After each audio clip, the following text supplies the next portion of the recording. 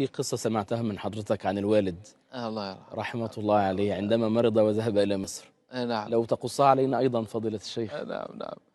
يعني كنا أخذناه إلى مصر للعلاج، وكان في حالة إغماء.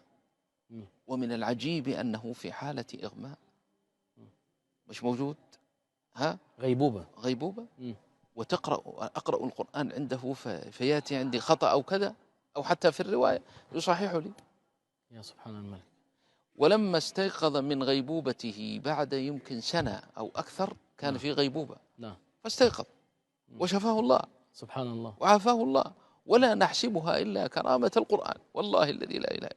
نعم. الطبيب في لأن مصر قال لكم لا فائدة. الأطباء والله يضحك علي الدكتور المصري، قال لي أنت جايبه هنا عشان تدفنه عند سيدنا الحسين ولا إيه؟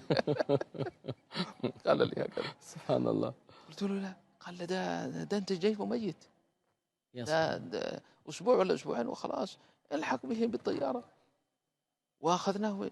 والأطباء كان في الصومال، والأطباء في الصومال أيضا قالوا هكذا نفس الكلام. نعم.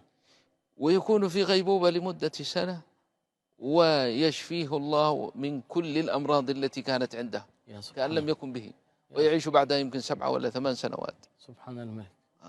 المهم القصة هنا مم. أن بعد سنة أو أكثر من غيبوبته، نعم. لما رجع إلى حاله لا يغيب عنه حرف من كلام الله، يا سبحان ولا الله. حتى الروايات، يا ولا سبحان حتى القراءات. سبحان يا الله. سبحان الله. فهذا إن دل على شيء إنما يدل على أن من صاحب القرآن، والد رحمة الله عليه كان ورده اليومي مش في رمضان، ورده اليومي كان 10 أجزاء يختم في كل 3 أيام. وأنا ما لما شاء الله. رجعت إلى الصومال في إجازة وأنا كنت في الأزهر، نعم. وسألني كم تختم، فقلت 7 أيام، فنهرني، كنت أظن أنه سيفرح بي. قال 7 أيام؟ ايش عندك أنت أولاد ولا زوجة ولا عيال؟ لا إله إلا الله. قال تفهم معنى هذا الكلام، تمر بك كل آية في الأسبوع مرة واحدة، مرة واحدة.